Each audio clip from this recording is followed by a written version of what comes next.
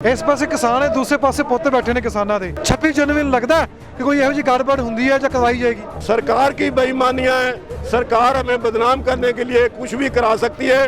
हम पूरा भरोसा दे चुके हैं कि हम जो है रिंग रोड पर परेड करेंगे। 8 मांगे जब तक पूरी नहीं होती हम यहाँ से जाने वाले नहीं हैं। ये तो किसान ही नहीं है, किसान तो हल चला रहा है खेतों में, फिर ये क्या कर रहे हैं यहाँ पे? बेईमान सरकार है। सिविल सर्विस जितनी है उनको 60 साल नौकरी कराती है और मेरे को 48 साल में घर भेज दिया। मेरे को दुख होता है कि मैंने फौज में नौकरी करी। दुख मेरे को उस समय होता है जो मेरे साथ बाद काम करने वाले थे वो मेरे से 4 गुना तरक्की कर गए और मैं आज वहीं का वही हूँ। क्या लगता है कि सरकार आपका भी नुकसान कर रही है आदमी का? जिससे वोट लेती है उसका नुकसान करती है और जिससे नोट लेती है उसका फायदा करती है। उनको हमारे यहाँ बैठने का कोई दर्द नहीं है। जो हमें आतंकवादी बोलेगा, जो नजायज में खालिस्तानी बोलेगा, जो नजायज में मोहम्मद अली बोलेगा, मन तो ये करता है कि उसकी जीभ को पकड़ के बाहर कर दे।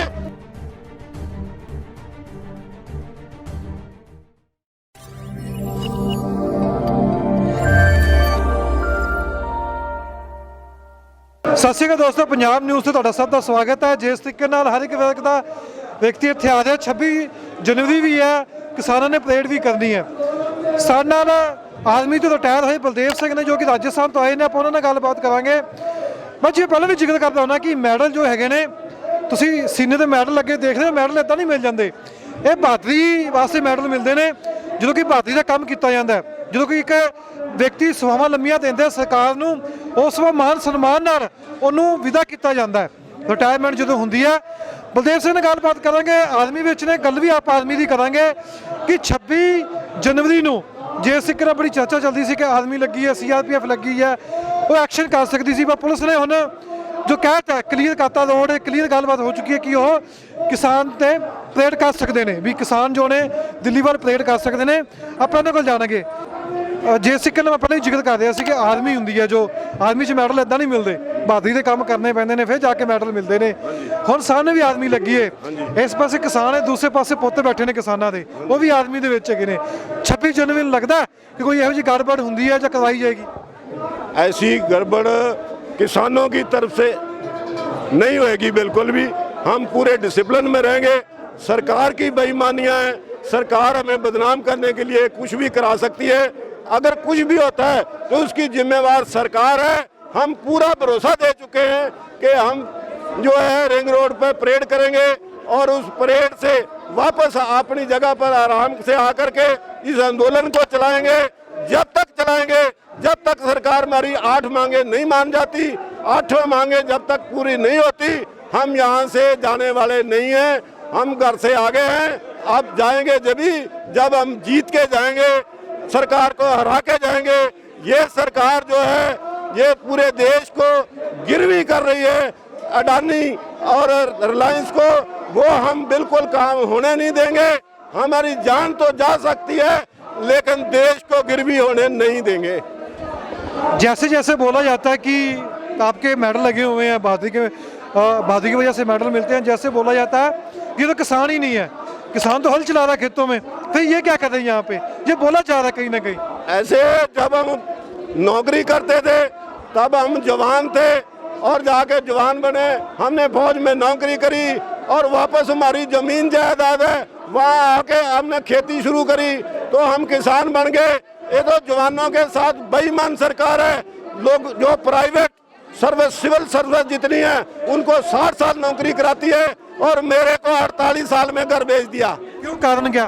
कारण इनके नियम कायदे ऐसे हैं कि मुझे 48 साल के बाद बोला जी आप जाओ, हम कोई नया भर्ती करेंगे और मेरे को घर आना पड़ा। और उसके बाद ये बेईमान सरकार जो है 12 साल मेरे और बचते हैं। 12 साल के लिए रीसेटलमेंट के लिए दफ्तर खोल रखे हैं और तनख्वाह लेते हैं, सब कुछ करते हैं, लेकिन सोल्जर के लिए वेलफेयर के लिए कुछ भी नहीं करते।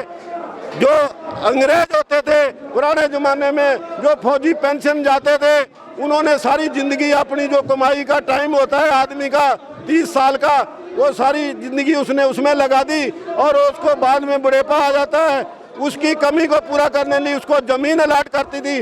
आज अगर इनके पास ज़मीन नहीं है तो पैसा तो है, उसकी पैसे से मदद करके उस फौजी आदमी को ऊपर उठाना चाहिए। मेरे को दुख होता है कि मैंने फौज में नौकरी करी, मुझे खुशी होती है कि मैंने फौज में नौकरी की। दुख मेरे को उस समय होता है जो मेरे साथ बहुत काम करने वाले थे वो मेरे से 4 गुना तरक्की कर गए और मैं आज वहीं का वही हूँ और 12 साल पहले घर बिठा दिया। नहीं, जैसे आपने बोला कि आपकी अभी सर्विस पड़ी हुई थी, आप कर सकते थे, क्या ये भी जैसे जैसे लोग आ रहे हैं सामने, किसान आ रहे हैं बिलों को लेके, अभी आपकी भी जो आर्मी में है उसको कम कर दिया गया, सर्विस को कम कर दिया गया, सरकार करना क्या चाहती है? हर एक व्यक्ति को सर्विस कम नहीं करी गई, सर्विस तो उतनी है, पहले 32 थी फिर 34 कर दी, हमारे से 31 हुई। और कोई कंडीशन होती हैं कि जो पहले हो जाए, मान लो मेरा ये लास्ट रैंक है, इस रैंक को 4 साल नौकरी करनी है, भले मैं 15 साल में बन जाऊं, 15 साल में 19 साल में घर आ जाऊंगा। आपकी तरक्की नहीं देगी, आपको रिटायर कर दिया है, तरक्की नहीं देगी। तरक्की तो दे दी मेरे को, आखिरी तरक्की ले ली मैं, तरक्की तो मेरे को मिल गई। और उस तरक्की में मेरे को यही है कि मैं 4 साल नौकरी कर सकता हूँ, 4 के बाद और नहीं कर सकता, चाहे वो मेरे को 15 में मिल जाए, चाहे 18 में मिल जाए, 22 में घर, तो 22 में जिसको घर बिठा दोगे उसका सरकार का देखना काम है। जैसे अंग्रेज सरकार जो है जमीनें देती थी और ये किसी ना किसी तरीके से हमारी मदद करनी चाहिए, ये मदद तो नहीं कर रही। अभी ये कोरोना के बहाने इसने 3 डीए जो है हमारे काट लिए हैं, वो तो 3 डीए नहीं है, वो पहले 6 महीने में मेरे को 1000 रुपए का नुकसान हो रहा है, दूसरे 6 महीने में मेरे को 2000 का नुकसान हो रहा है, तीसरे जो 6 महीने में जो है मेरे को 3000 का नुकसान हो रहा है। ये टोटल 3000 का नुकसान अप टू न्यू पे कमीशन तक होगा, जिसका कैलकुलेशन करता हूं तो मुझे लगता है मेरा 3 लाख रुपया गया। क्या लगता है कि सरकार आपका भी नुकसान कर रही है आदमी का? सरकार तो काम ही ये करती है कि जिससे वोट लेती है उसका नुकसान करती है और जिससे नोट लेती है उसका फायदा करती है।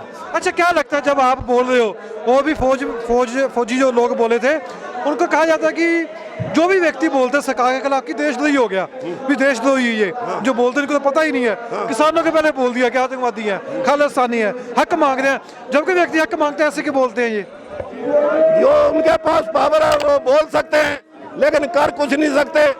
बोल देंगे, मेरे को बोलने के बाद प्रूव तो करना पड़ेगा ना, किसी कोर्ट में किसी जगह प्रूव तो अलग है, कोर्ट भी उनकी हो गई लेकिन प्रूव तो करना पड़ेगा। करना प्रूफ, अब कोर्ट आपने बोल दिया सब उनका, प्रूफ क्या करें? कुछ ना कुछ तो हो सकता है कि हमारे हाथ में थोड़ी बात आ जाए कानून में, कहीं ना कहीं मजिस्ट्रेट जो है वो भी लाचार हो जाता है, उसको भी कहीं ना कहीं ईमानदारी से भी कुछ लोग होते हैं वो ईमानदारी से फैसला देते हैं और जो बिके हुए लोग होते हैं वो पैसे से फैसला देते हैं। 26 जनवरी को जैसे किसानों ने परेड करनी, क्या लगता है आपको एक इतिहास तो रचा जाएगा ही जाएगा? लगता है कि सरकारें भी कहीं ना कहीं दुखी होंगी कि इतने लोग आ गए हैं, किसान आ गए हैं, अब पूरा दुनिया देखेगी क्योंकि सारा इंटरनेशनल मीडिया तो यहाँ बैठा हुआ है। ये सरकार दुखी नहीं होती, उनको कुर्सी का डर रहता है, वो तो मजे कर रहे हैं, पार्टियां कर रहे हैं, उनको हमारे यहाँ बैठने का कोई दर्द नहीं है। उन्होंने तो वोट लिए हाथ जोड़ के, सेवा का है कि मैं तो इस चीज के खिलाफ हूँ। MP MLA की तनख्वाह नहीं होनी चाहिए, उनकी जो पेंशन नहीं होनी चाहिए, बिल्कुल बंद करनी चाहिए इनकी पेंशन तनख्वाह। जब ये वोट लेते हैं कि हम सेवा कर रहे हैं तो सेवा कहाँ कर रहे हैं? जो तनख्वाह लेता है वो सेवा नहीं करता। अच्छा, मेरा एक आखिरी सवाल आपसे है कि जैसे हर वक्त ये चर्चा बनी रहती है कि किसान यहाँ पहुँचे हुए, इनको बोल दिया जाता है आप भी किसान के बेटे हो, आप भी किसानी करते हो, आपके पास भी ज़मीन है, दुख लगता है कहीं ना कहीं जब आतंकवादी बोला जाता है, दुख लगता है कहीं ना कहीं इनको आतंकवादी बोला जाता है, खालिस्तानी बोला जाता है, मन में कहीं दुख तो होता ही होगा ना? ऐसे हमारे कानून से हाथ बंधे हुए हैं, जो हमें आतंकवादी बोलेगा, जो नजायज में खालिस्तानी बोलेगा, जो नजायज में मोहम्मद अली बोलेगा, मन तो ये करता है कि उसकी जीभ को पकड़ के बाहर कर दे, लेकिन हमारे कानून से हाथ बंधे होने के बाद हम कुछ कर नहीं पाते। अब लोग करेंगे, लोग तो इकट्ठे होंगे सारे, अब होगा कुछ? लोग हम डिसिप्लिन में रहेंगे, डिसिप्लिन में दिखाना है इंटरनेशनल मीडिया को, हम डिसिप्लिन में रहेंगे। डिसिप्लिन में रहते हुए जो भी हमारे के लिए संविधान लागू होता है हमारे पे, जहाँ भी हम संविधान से बैठे हैं वो भी कुर्सी पर संविधान से बैठे हैं, संविधान दोनों जगह है, जो हमें संविधान इजाजत देगा वो से बिल्कुल पीछे नहीं हटेंगे और इस सरकार को झुका के रहेंगे। और मैं जो कृषि मंत्री मकार के बारे में बोलना चाहता हूँ, कृषि मंत्री माफिया है, आप इसका भिंडमराना में रिकॉर्ड चेक कर लो, इसके पास 100 डंपर है, 100 डंपर। ये रेत माफिया है, ये पत्थर माफिया है, ये माफिया जो है यहाँ लोकसभा में लोगों से घुस गए, ईवीएम के वजह से ये इसमें घुस गए, और ये माफिया तो चाहता है कि सारा धन मेरे पास आ जाए। ये माफिया का काम हो रहा है, ये माफिया सरकार को हटाना है। मेरा आखिरी सवाल है, आपने संविधान की बात की, क्या संविधान इसी को इजाजत देता है?